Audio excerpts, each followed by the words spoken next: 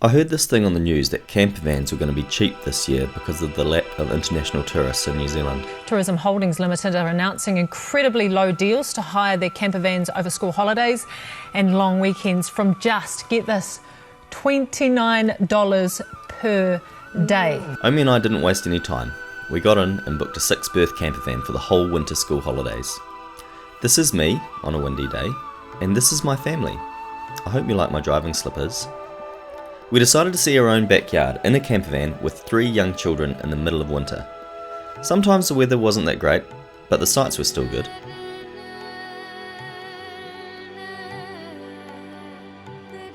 Most of the time the weather was amazing and the sights were still good. We were one of those tourists in a van driving slowly on a highway, but for once the campervan was full of kiwis seeing their own country. Our journey of nearly 2,500 kilometres was going to be a circuit of the lower half of the South Island. So day 1 was really a mission to get on the road and get cracking. We booked a powered site ahead of time so that we had the security of having somewhere to camp on our first night and get a few things in the camper sorted. The kids had us up at the crack of dawn on a very chilly Oamaru morning. It was great because it meant we were the first people on the streets of the whole town.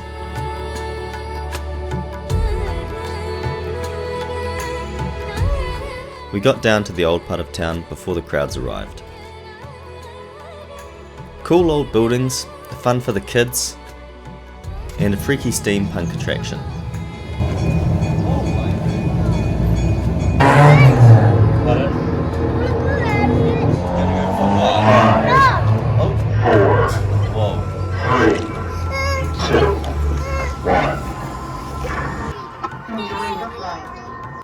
After a big first day, we took it much easier, checking out the Moeraki boulders before settling into a freedom camp at Warrington, just north of Dunedin.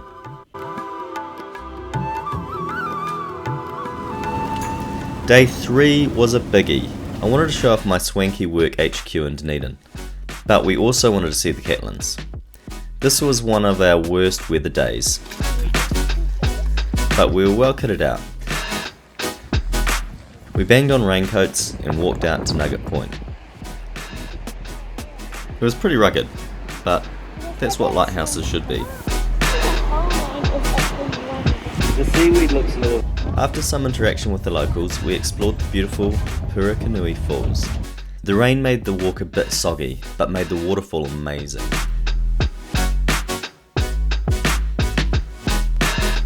With rain pouring and the wind pounding, we settled in at Curio Bay, getting there right at dusk. The weather was barely any better the next day, a bit drier and a bit colder too. First we checked out the petrified forest, logs that turned into stone. We had another big day ahead of us, needing to get to Manapouri via Invercargill. Amazingly, of the 3 hours we spent in Invercargill, at Macca's and the supermarket, none of it made it onto the camera. The drive to Manapouri was wet. With Lockie sleeping and the big kids with their headphones on, it didn't really matter. The countryside still looked beautiful, and when we made it to Manapouri, it was love at first sight. We got it on a good weather day, but the way that the bush comes right the way down to the lake, and the massive mountains in the background, snow-capped, it's just remarkable. The campground was idyllic, right on the waterfront, surrounded by bush with walks all around.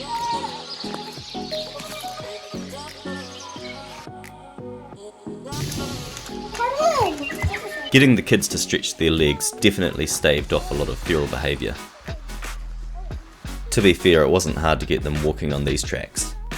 We woke up to a flatty, so after pumping up the tyre, we made our way to Te Anau, looking to get all the way to Milford Sound that day. I took another look at the tyre when we got to Te Anau, and it was flat again, so we had to get that fixed before we continued. The road to Milford Sound was just unbelievable. From the road, mountains just rise up into the sky.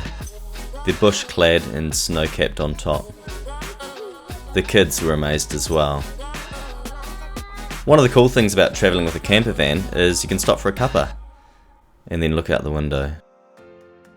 The tunnel would have been a feat of engineering if it was done today. To think it was bought out in the 1930s beggars belief. I have a small family connection to this tunnel. My great uncle, John Christie, was the chief surveyor of the tunnel. It seems he did his job right, because after going in one end, we came out the other.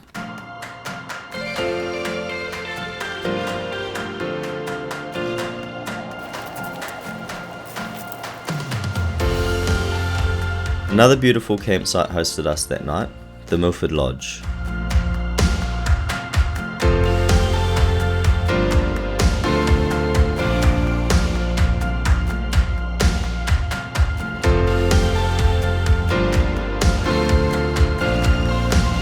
Day 5 was the reason we covered so much ground so quickly. We had booked in a boat trip on the Milford Sound. Even though it's actually a fjord, it's still called Milford Sound. I think we should just call it Milfjord and be done with it. After the boat trip, we grabbed a pie, and then we hightailed it out of there. We found a cute little dock camping site, Henry Creek, on the shores of Lake Tiano. After 3 nights in a row of unbelievably beautiful campsites, we were starting to get an appreciation of why so many international tourists do our country by camper.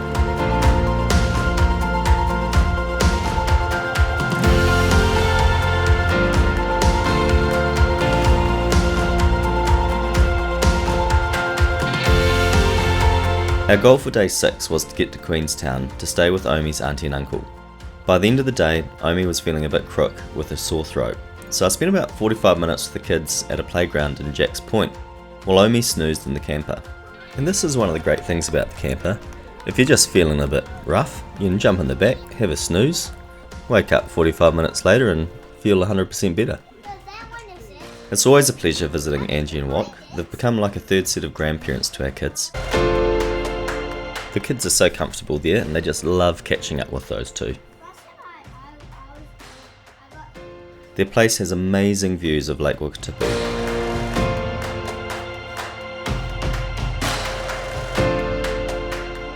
And good access if you want to swim.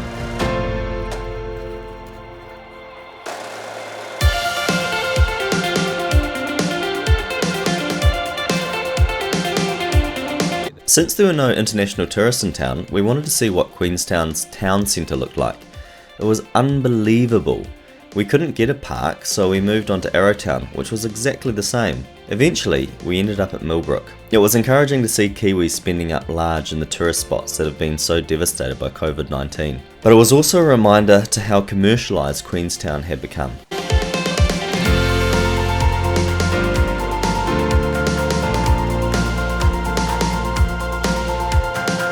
After 2 nights of real beds, it was time to say goodbye to Angie and Wok. We were off to Wanaka. Omi and I have a guilty pleasure country calendar. Each Sunday night we dutifully sit down and watch the latest episode. Recently we watched the Wanaka Lavender farm featured on it, so that's where we went first. It's a fantastic family destination.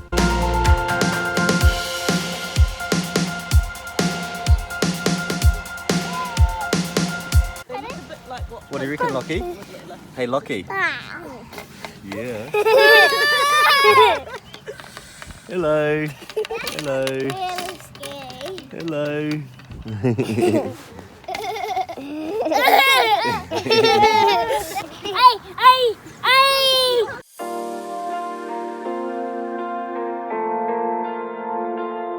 The kids just had a blast mucking around, and they had a lovely little cafe area as well. So I grabbed a cup of tea before we headed off to our camp.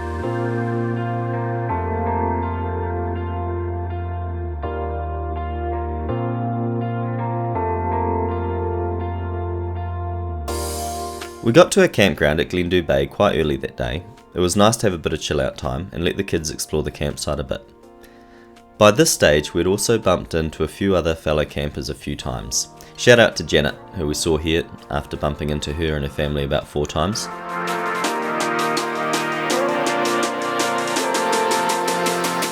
This campsite scored pretty well on the sunset index, pretty good on the sunrise index as well.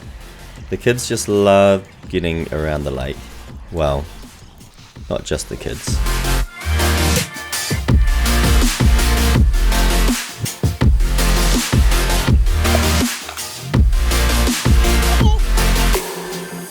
After a few days of not travelling too far, we had another biggie ahead of us. We were going through the Haast Pass. We weren't too sure where we'd end up, but we hit the road early to keep our options open. Just another day with just amazing scenery.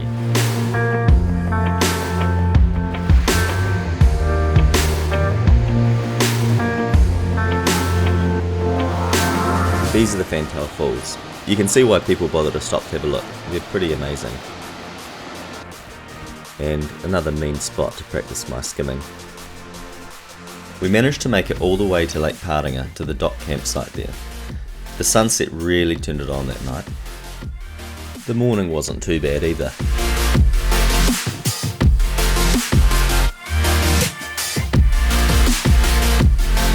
The Glaciers were next on our list. We made it to Fox early. We didn't really consider walking up to it, it's just too inaccessible for our kids at their age. We settled instead for a walk around the stunning Lake Matheson and views from afar that were still incredibly spectacular. We managed to get a little closer to Franz Josef Glacier, but it was just a shadow of what it was like when I first visited around 25 years ago. That night we found Rainforest Retreat. Not only is it a beautiful rainforest secluded campground, but also a spa and restaurant too. The kids were free, so we made the most of that.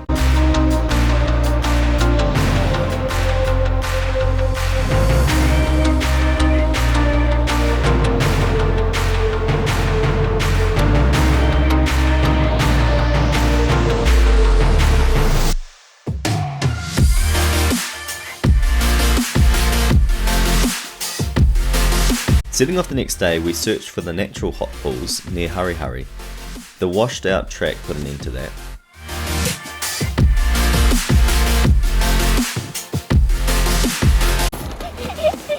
What do I do if Dad tags me, Mum? Tag Cohen. Tag.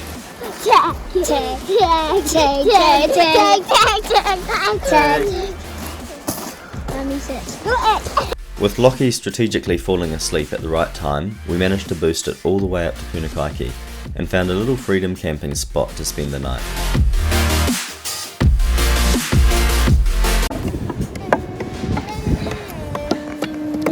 In the morning, we hit up the walks. First the Pororari River Walk, and then the Pancake Rocks.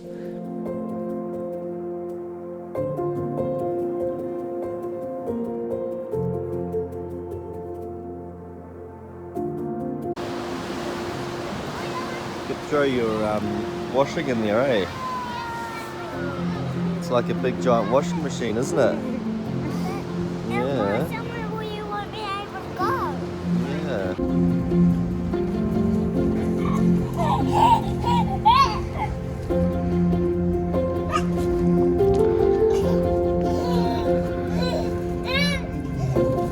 We were mindful of some of the big travel days we had before, so we kept it short and aimed for Ivy Bay at Lake Brunner, with a nice walk at Moana along the way.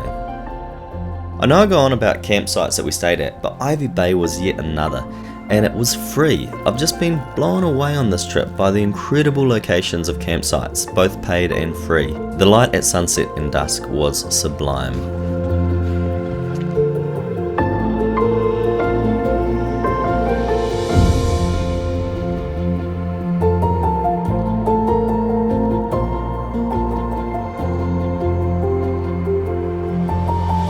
On day 14, the aim was to camp somewhere in our home province of Canterbury. The Otira Gorge and Arthur's Pass were obstacles to overcome to get there. The camper battled up the steep Otira Gorge.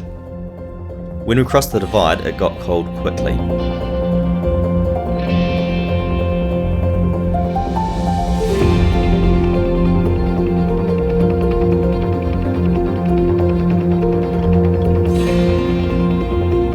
At Arthur's Pass, we did the Devil's Punch Bowl.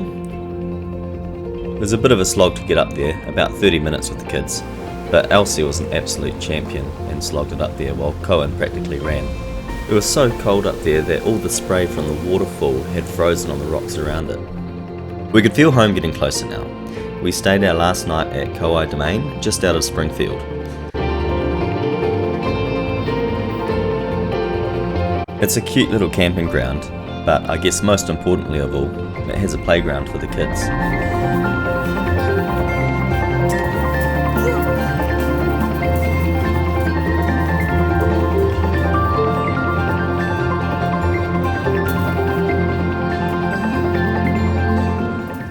On our last day, we were on the road early, keen to get back, unpacked and cleaned up so we could return to our camper on time. It was an incredible journey. When we booked 2 weeks in a tin can with 3 kids in the middle of winter, we had some doubts. We thought if worst came to worst, we could always give up and come straight home. Incredibly though, after 2 weeks, we felt like we could easily do another 2.